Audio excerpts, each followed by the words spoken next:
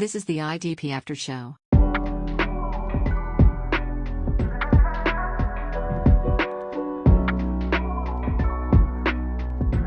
So let's talk about another linebacker situation. This is going to be the linebacker update episode, Bobo. It is Jelani Tavai versus Marte Mapu for New England's linebacker 2 spot. Mapu is kind of one of these weird safety linebacker hybrid type of players that Bill Belichick just loves to get his hands on, and he's already making waves, making plays at training camp. I think Mapu could be a sneaky stash and just see what you have there. Now, you know my personal feelings on the New England IDPs. No, thank you. But if you are trying to get a piece of this defense, I don't think Mapu is going to cost you a lot right now. And the drumbeat has been very strong for this guy. Is there a chance that it's both? Is there a chance Yes. that Belichick Oh, yes. wants to run out the Jelani Tavai, I believe, got a paycheck from them last offseason. So they obviously like what they saw from Jelani Tavai, a guy that I've always liked in the NFL. I mean, is he an LB1 or an LB2 for us? No. Could he have some LB3, LB4 weeks? Yes. Absolutely. But Yes. I think maybe in Bill Belichick's weird mind, which doing the weird thing with the microphone at his belly button, have you been watching that? I haven't seen this. He's been lowering the microphone down to about belt level, and That's so Bill Belichick. it's really bizarre. But I think that in a weird world, it could be both of these guys. Yes. You know, there's been some moves in the secondary. I think Kyle Duggar has actually had a pretty good camp, who I know Macri really loves. I've loved Duggar over the years. It was interesting hearing Tripp say he expects Duggar to get more than 90% of the snaps. He doesn't really see a reason why this guy won't play, other than I would say Bill Belichick. It's hard to see from a logistical NFL perspective how you take Kyle Duggar off of the field. Exactly. But exactly like you're saying, sometimes Bill Belichick finds a reason to. I saw today where Matt Judon was running with the 2s behind, I believe, Keon White and Josh Uche were playing with the 1s. So That defense is sneaky, got some fun pieces on it. good defensive I just tackles. wish it wasn't New England. I agree. You I know? agree. So I think you're right. I think both of these guys will be relevant. I think Uche and Keon White. What's a harder thing to predict, this or the Buffalo LB2 battle? Oh, definitely New England. Yeah, 100%. Yes, it's Yeah. like, because every week Yeah. you could get it right to start the season, and then it switches week 2 and then switches back week 3. But the point is, I'm seeing a little bit of even normie buzz around Marte Mapu. So when that starts to happen, that really perks up my ears. Yep. So I know Bill Simmons, who's a huge Patriots fan, was talking up Marte Mapu on Twitter. So I was like, I need to check in on that. And sure enough, dude's making plays. Yep. So speaking of making plays, Christian Harris is seemingly going to have the chance to do that for the Houston Texans. He has been the linebacker who is staying on the field, Bobo. Wow. We wondered who that LB would be alongside. Is it Christian Harris? Is it alongside Denzel Perryman? Who's the LB1? Who's the LB2? You've got the Christian bros, Kirksey and Harris, plus Perryman. We know Littleton's there as well. So it seems like from early indications, Christian Harris may be the LB that you want. This makes sense, right? Because that's a growing team. You don't have a established veteran quarterback in there in Aaron Rodgers or in Derek Carr where you know, all right, we have a small window. We've got to win here pretty quick because we have gone and invested a whole lot in a bunch of veterans. They know what they are. C.J. Stroud is going to win some games. He's going to lose some games. But I agree with this decision. If the decision from DeMeco Ryans is to roll with the younger Christian Harris and let him start from day one and let him learn, I'm 100% in agreement. I think that that's probably the best case scenario. Plug him in, let him play, let him learn. He's going to look bad a lot probably, especially early on in the season, but just kind of stick with him because the Perrymans, the Kirkseys, all of those guys are just rentals. They're there for a year or two maybe. Corey Littleton's probably there for a short amount of time. If he even makes the roster. I agree. Another name to pay attention to, and I keep saying it, Henry 2020. Yep.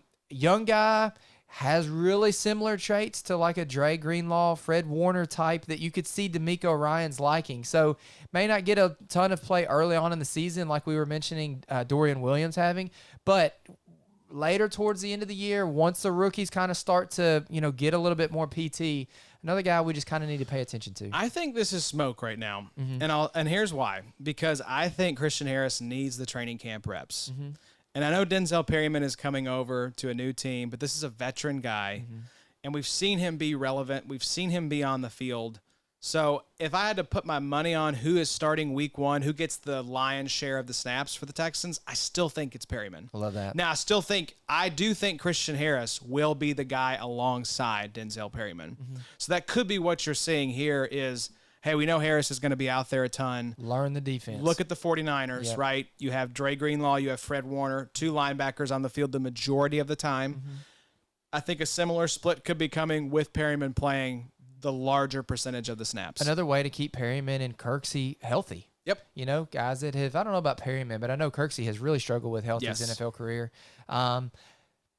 Yeah, gosh, man, it would be fun if Littleton's still not that old. It would still be fun if Littleton can have a little bit of a resurgence there. While you had some younger rookies, I think Littleton's better than Christian Kirksey. If you had a hierarchy scale, I would rather roll out Perryman and Littleton as opposed to Perryman and Kirksey. But exactly like you're saying, another very profitable LB1, LB2 situation on the same team that we're going to have to pay attention to. I mean, we saw what the San Francisco 49ers linebackers were able to do with DeMeco Ryans, and I think even if it's not to the same level, because none of these guys are even close to what Greenlaw and Fred Warner are, the production is there to be had in this DeMeco Ryans defense. Yeah, let me remind you, Fred Warner, Adams LB5 in Dynasty right now, Dre Greenlaw, Adams LB7. Yep. So even from a Dynasty perspective, guys that are very, very valuable and hold their value for quite some time. And, 2020 could be the guy that maybe that DeMeco Ryans tabs as this is the type of linebacker I want to build around in Houston. We'll see. He picked him. That's right. He picked him. That's the one thing to remember. He did not pick Christian Harris. Yeah, he didn't pick Harris. He didn't pick Kirksey. He did sign Littleton and Perryman. Yep. So I think they're going to play. Yep. New regime coming in. Pay attention to the moves that they make. Yep. Those are the guys that they have loyalty and a plan for. So next up here, though, is a player whose it's relevant. Picture is on the wall. It's Yes. not in the camera shot, but you know what jersey is framed over here if you've watched this show before. It is Shaq Leonard. Shaq is back. Man. From everything we're hearing, he was supposed to be on a snap count. No, sir. He is getting about 90% of the snaps at training camp thus far.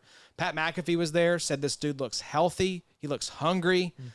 That all sounds great in July and August, but I'm still not letting myself buy back in. I think Shaq should be rising in the ADP, don't get me wrong. Sure. I'm still not willing to take that ride because I'm just going to be terrified the entire time, especially as a Colts fan. I don't want it to sting double when Shaq gets hurt, screws my beloved NFL team, and then screws my IDP squad as well. Yeah, you got to take this. This is the news you got to take with a grain of salt. While we're hearing from, pretty reputable sources that Shaq looks like he is pretty healthy, running around.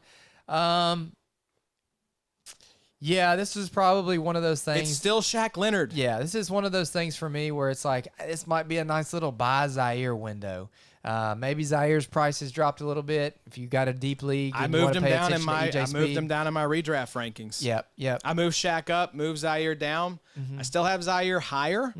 But man, those would be two fun players. Zaire's a fun player in his own right. I want to see it. They showed EJ Speed alongside Zaire Franklin and Darius Leonard in the photo. Yeah. And I was listening to Brett Coleman and another EJ over on the Bootleg Football podcast, and they were talking up one of their favorite free agency moves in the AFC South this offseason was the Colts bringing back EJ Speed. Wow. They love this guy. I do. And Brett is a fantastic, kind of film guru, understands what makes players, perform well on the NFL field. So that made my ears perk up because I've always just seen EJ Speed as kind of just like a guy. Yeah.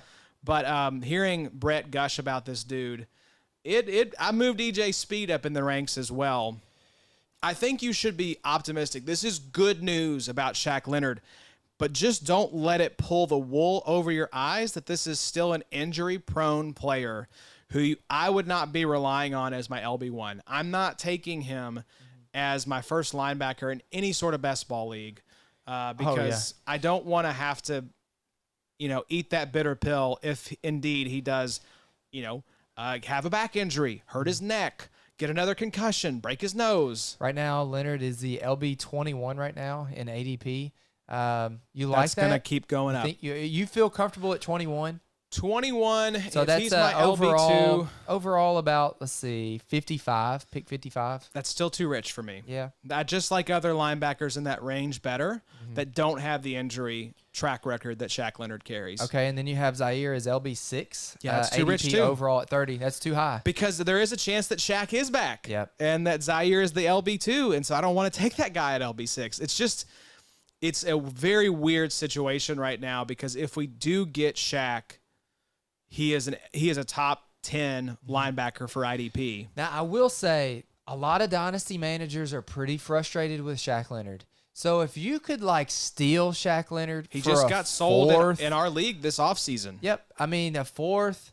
I don't know if I'm giving a third for Shaq Leonard. I would probably give a third. It's close though. If it's a good team's third, you know it's going to be a back end third. I or don't something. think you're getting him for a fourth. I really don't. Probably I think the not. manager's going to want at least a third. It might be time to kind of wine and dine a little bit right now to try to. If you can get him cheap. Yeah, absolutely, absolutely. Yeah. And if he falls to like linebacker 28, 30 in these best ball drafts, Back end LB2, absolutely all middle day. LB3. Yes. I like that. That would be fine. If I'm taking him as my LB3, which I don't think you're going to be able to get him that late, Yeah. but if the room that you're in is just really out on Shaq Leonard, but now people are going to be back in because of all these positive reports. It's a good thing, though, because the reason you're probably not paying JT right now is because Shaq Leonard's contract is super expensive. Yes, it so is. It's a good world in IDP when we have a healthy Shaq Leonard. So I'm hoping I'm the hoping best for him. it. Look, I'm hopeful. Yep. He's on the wall for a reason. I want to see the Maniac healthy. I'm just not willing to